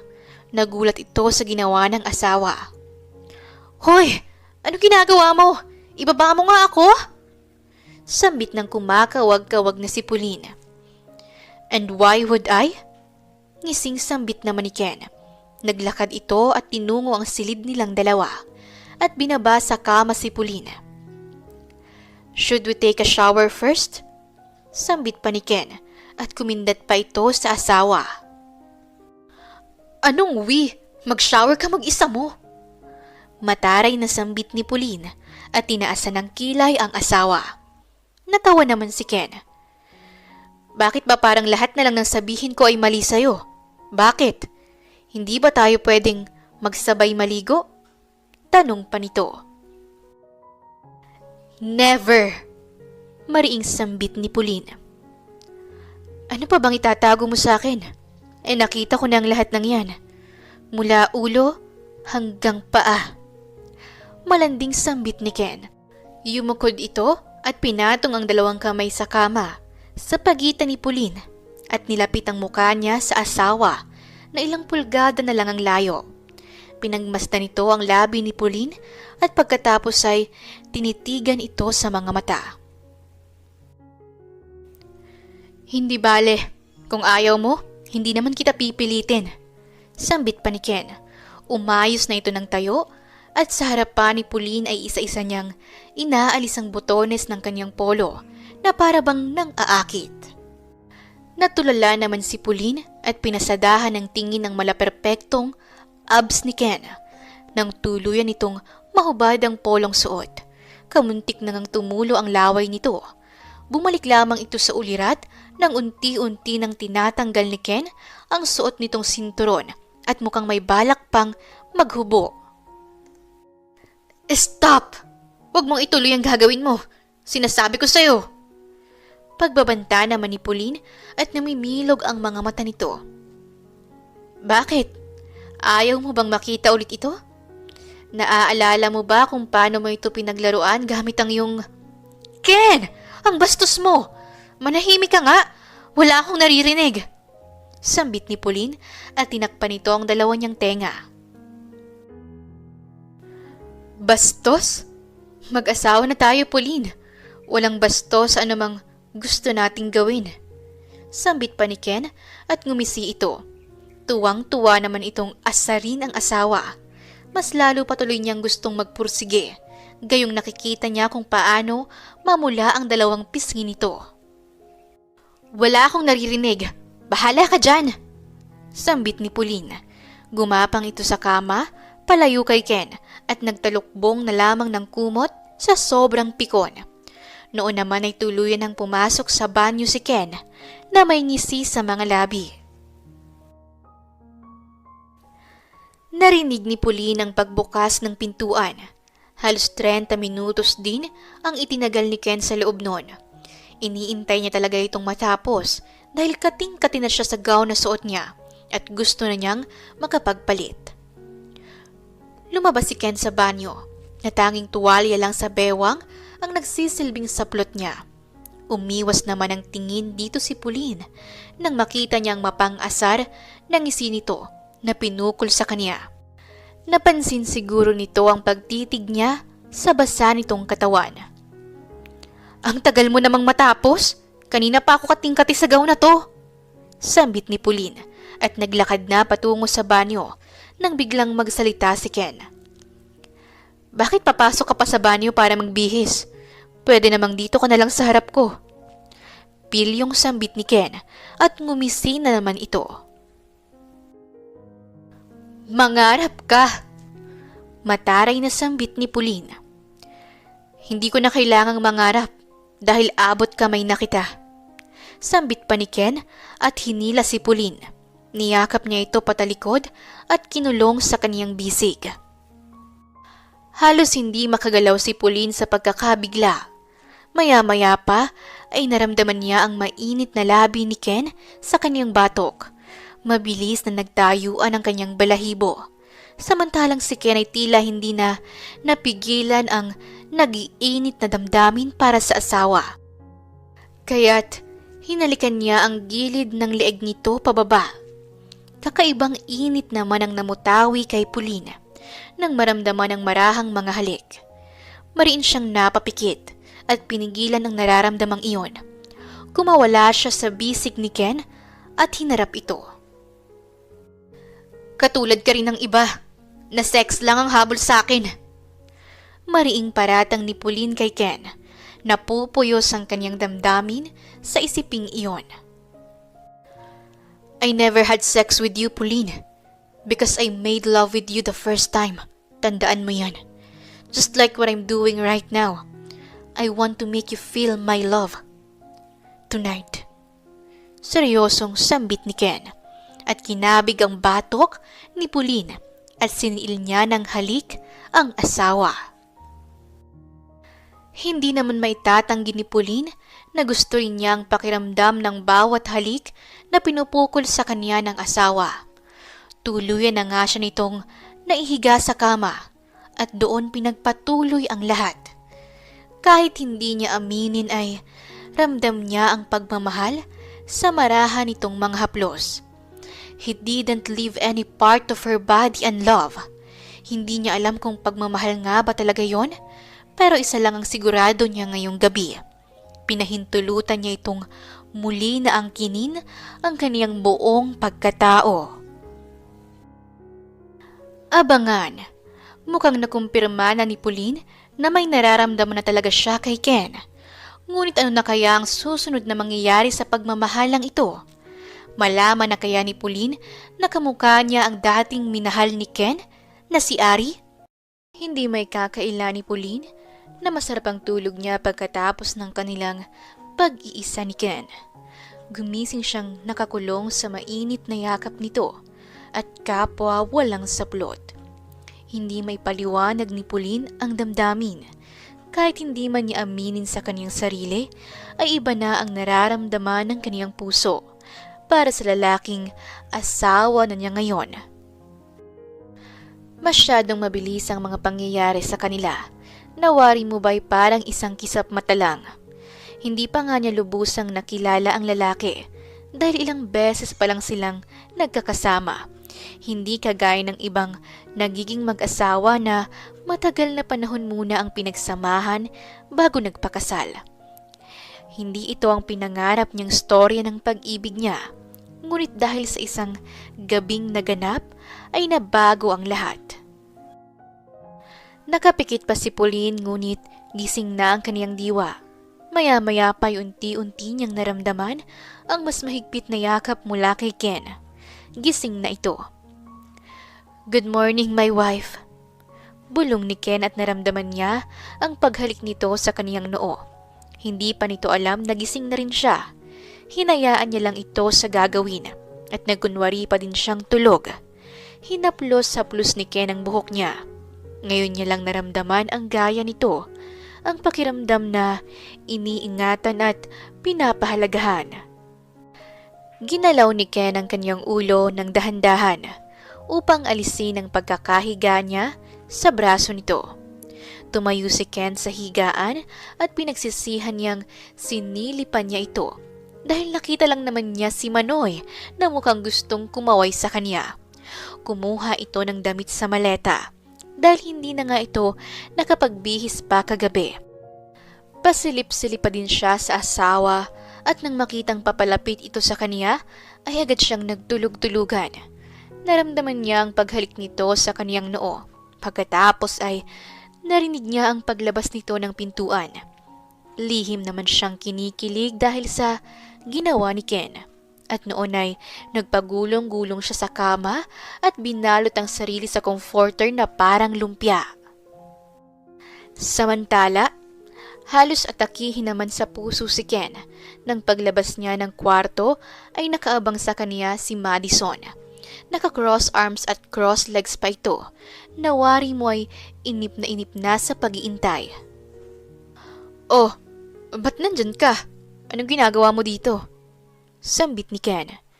Simula nang i-anunsyo niya ang kaniyang kasal ay hindi pa niya gaanong nakakausap si Maddie. Kaya't alam niyang ngayon ay gigisahin siya nito sa mga katanungan. Alam niya ang tumatakbo sa isipan ng kaniyang kakambal. "Mackenzie, mag-usap nga tayo." Mataray na sambit ni Madison. Ano? Mackenzie? Nakalimutan mo na bang tawagin akong kuya?" Pagalit na tanong ni Ken. "Sumunod ka sa akin.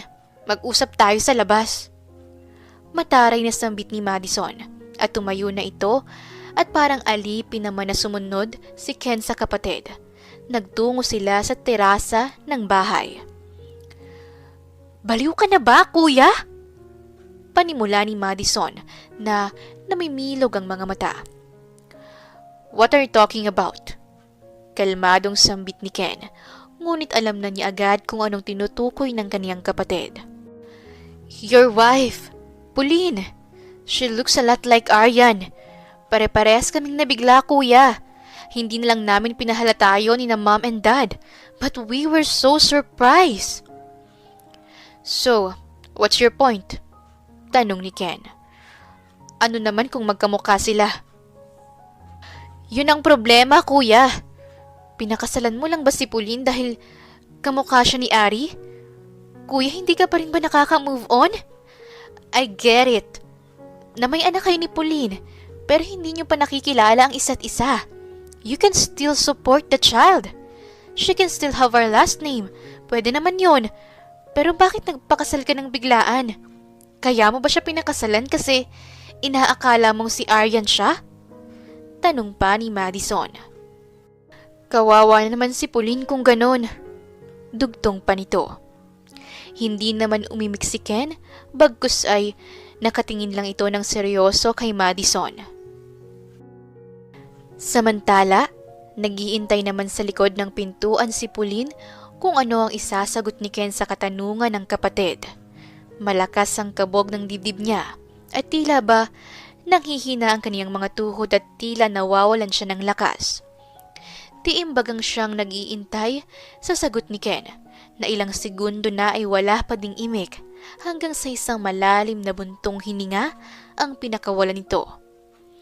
Pero bago pa man ito tuluyang umimik ay tila hindi niya kayang marinig iyon kaya't umalis na lamang siya doon. Kaya ba niya ako pinakasalan? Dahil lang sa mukha ko ang Arya na sinasabi ni Maddie? Kaya ba gano'n na lamang siya kabilis nagdesisyon? Napakasalan ako? Hindi dahil may anak kami? Sambit ni Pauline sa kaniyang isipan. Pakiramdam niya ay nadudurog na ang kaniyang puso sa bawat segundo. Kung kailan naman ngayon na sa palagay niya ay may namumuo na siyang damdamin sa asawa.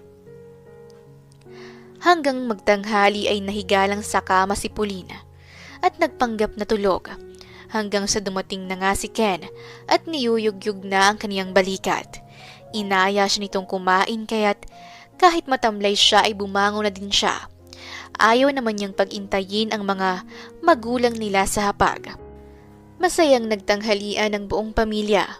Magkakasundo naman ang mga ito at hindi niya kinakitaan ng hindi magandang trato ang mga magulang ni Ken sa kaniyang mga magulang. Maayos itong makisama sa kaniyang pamilya kahit na malayo ang agwat sa isa't isa. Mabait din naman si Maddie sa kanya at palaging ngumingiti sa tuwing magtatama ang kanilang mga mata. Paminsan din ay kinakausap siya nito. Okay ka lang ba? Bakit parang kanina ka pa walang kibo? At palaging tipid ang mga sagot mo sa akin. Malumanay na tanong ni Ken at halata ang lungkot sa tinig nito. Hanggang kailan tayo dito? Gusto ko nang umuwi. Sambit ni Pauline sa malumanay na tinig. Mamayang hapon, uuwi na rin tayo. Ipinapaayos ko lang ang kwartong tutuloyan natin sa mansyon. Okay ka lang ba? Ayaw mo na bang mag-enjoy dito? Tanong pa ni Ken. Okay lang ako. Tipid na sagot pa ni Pauline. Kasalukuyan siyang nagliligpit ng mga gamit sa kwarto dahil kanina pa niya gustong layuan si Ken at umalis na lang. Ngunit hindi naman siya makawala sa paningin nito at palaging nakabuntot sa kanya. Bakit ganyan ka? Hindi ka naman ganyan kahapon Sambit ni Ken at niyakap siya mula sa likuran. Natigil naman sa pagtutupi si Pauline ng mga damit niya. Napasinghap rin siya nang halikan ni Ken ang kaniyang batok. Ken! Mahinang sambit niya sa pangalan nito. Tinig iyon ng pagtutol. Ngunit nang iangat nito ang kamay patungo sa kaniyang dibdib, ay ibang sensasyon na naman ang kaniyang naramdaman. Tila ba bibigay na naman ang kaniyang katawan. Ken, tama na! Sambit ni Pauline at winaksi ang kamay nito at saka hinarap ang asawa. Sabihin mo nga sa akin ng totoo. Bakit mo ba ako pinakasalan? May inis sa tinig ni Pauline. Hindi ba't nasabi ko na sa'yo ang dahilan? Gusto kitang panagutan. Sambit ni Ken. Bakit mo ko gustong panagutan? Tanong ni Pauline. Dahil may anak tayo. Kailangan ako ni Amara. Naguguluhang sambit ni Ken. Hindi niya mawari kung bakit ganon ang mga tanong ni Pauline sa kanya. Totoo ba yan? O baka kaya mo ko pinakasalan dahil kamukha ko lang yung dati mong minahal? Si Aryan. Tama? Hindi pa tayo lubusang magkakilala, Ken. Kahit hindi ko alam kung bakit ang lakas ng loob mong pakasalan ako. Dahil ba nakikita mo si Aryan sa mukha ko? Kaya ngayon inaakala mong natupad na yung pangarap mong pakasalan yung dati mong mahal. Kasi kamukha ko si Aryan na sinasabi ng kapatid mo. Sambit ni Pauline at diretsyong tinignan sa mga mata si Ken. Hindi ko sinasadyang marinig ang pag-uusap niyo. Dugtong pa ni Pauline at umiwas ng tingin. Hindi mo ba narinig ang naging sagot ko sa kanya? Tanong naman ni Ken at hinawakan ng baba ni Pauline. Iniangat niya iyon upang magtama ang kanilang mga mata. Umiling-iling naman ito. Hindi. Umalis na ako. Ang tagal mong sumagot. Hindi ko na naintay. Dahil sa malamang ay masasaktan lang ako doon. Kung nagtagal ka pa sana at inintay mo ang sagot ko, nalaman mo sanang walang kinalaman ang pagpapakasal ko sa'yo kay Aryan. She's just part of my past. At tama ka. Mabilis ang naging desisyon kong pakasalan ka. Pero mali ang isipin mo na kaya kita pinakasalan ay dahil sa kamukha mo siya. You both look the same. Yes. But you know what's make the difference? It's in your eyes, Pauline. Yung mga mata mo na unang tingin pa lang sa akin ay para na akong nalulunod. Mga matang nagsasabi ng libu-libong salita. There's something in your eyes that I cannot explain. I feel connected with you. And when that one night happened, mas lalo pa akong nabaliw. I want you. All of you. I don't know if it's love at first sight or whatever it is. I just feel my soul connected to you. And to tell you honestly, gusto na kita bago ko pa malaman na dinadala mo ang anak natin. Pinanagutan kita hindi dahil lang sa may anak na tayo. Pinanagutan kita dahil gusto kong makilala ka at makasama ka pa ng mahabang panahon. Let's get to know each other for a lifetime. Hindi ako magsasawang kilalanin ka at mas kilalanin ka pa sa paglipas ng maraming mga taon. Sambit ni Ken habang masuyong tinitignan sa mga mata si Pauline. Tila naantig naman ang puso ni Pauline sa mahabang litanya ng kaniyang asawa at hindi na niya napigilan pa ang pagpatak ng luha sa kaniyang mga mata. Niyakap siya ni Ken ng mahigpit. We still have a lifetime to know each other, kaya wag mo nang sasabihin ulit na hindi pa natin kilala ang isa't isa. Dahil kaya kita pinakasalan para mas makilala ka. Sambit ni Ken habang iyakap siya nito at niyakap rin niya ito ng mahigpit. Makalipas ang 3 taon, masayang namuhay si Ken at Pauline sa Pilipinas. Bumili sila ng sarili nilang bahay upang doon magsimula at kagaya ng sinabi ni Ken ay mas nakilala nila ang isa't isa sa 3 taong lumipas. Marami silang pinagkaiba at marami ding hindi mapagkasunduan, ngunit mas maraming bagay naman na sila ay magkasundo. Ngayon nga ay mas lalo pang lumalim ang kanilang pagmamahalan.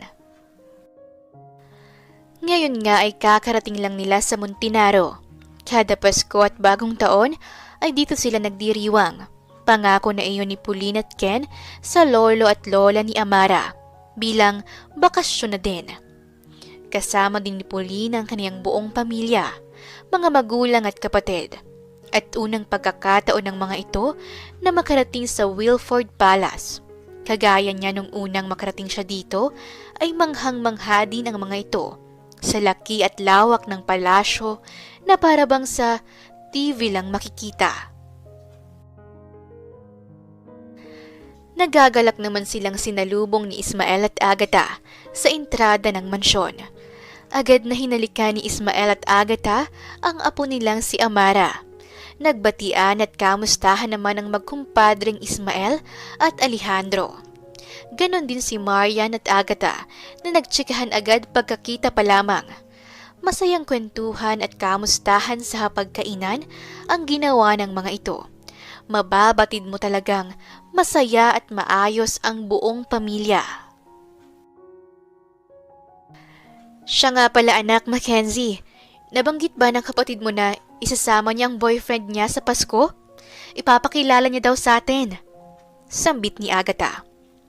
Sumama naman ang timpla ni Ismael sa sinabi ni Agatha. Bagamat alam na niyang nagpaalam na nga si Maddie na isasama ang kanyang boyfriend, ay tila hindi pa din niya nagustuhan ang idea, kaya't nabubugnot ito. Boyfriend? Taas kilay na sambit ni Mackenzie. Wala siyang nababanggit sa akin na may nobyo pala siya. At isa pa, ang bata-bata pa ni Madison para sa ganyan. Hindi pa matured ang isip niya para magkaroon ng nobyo. Kahit namumuhay siya mag-isa sa ibang bansa, isip bata pa din ang babaeng yun. Sambit ni Mackenzie na nakakunot ang noo. Alam nyo kayong dalawa? Gusto nyo bang tumandang dalaga si Madison? Maki, kambal kayo ng kapatid mo. Kaya't malamang ay 28 anyos na din yon. Ano ba kayong dalawa? Tila nabuburo yung sambit ni Agatha kina Ismael at Mackenzie. Wala akong pakialam. Kahit mag-50 pa siya, hindi ako papayag na magkaroon siya ng boyfriend. Sambit ni Ismael. Iiling-iling na lamang si Agatha at napaira pa ito. Baby girl na baby girl kasi ang turing ni Ismael kay Madison dahil ito lang ang nag-iisang babae sa pamilya kaya't hindi nito matanggap na may nobyo na ang anak. Nagpaalam naman ng maayos sa kanya si Madison at umuo naman siya dito dahil ayaw naman niyang masaktan ng damdamin nito kung tatanggi siyang isama ang nobyo. Ayaw naman niyang magkaalitan ng anak. Pero tila ba ayaw din niyang papasukin ng palasyo ang binatang isasama nito. Dumating ang araw ng Pasko at malawak ang mga ngiti ni Ismael nang dumating si Madison nang mag-isa. Oh, anak, bakit hindi mo kasama ang boyfriend mo? Excited pa naman akong makilala siya. Plastic na sambit ni Ismael sa anak. Ang totoo ay nagdidiwang talaga ang kaniyang loob. Kunot noon namang napatingin si Agatha kay Ismael. Anong excited ang sinasabi ng isang to? Sambit niya sa isipan. Please don't ask me, Dad. We broke up. Sambit ni Madison. Lalo namang lumawak ang ngiti ni Ismael sa kalooban niya pero binigyan niya ng malungkot na muka ang anak. Ganun ba, darling? Hayaan mo na nga ang lalaking yon, baka hindi talaga kayo para sa isa't isa. Sambit nito kay Madison. Ngunit tila hindi naman siya nito pinansin at dumiretso ito sa ina at doon humagulhol. Ang mami Agatha kasi niya ang palagi niyang nasasabihan ng tungkol sa kanyang love life.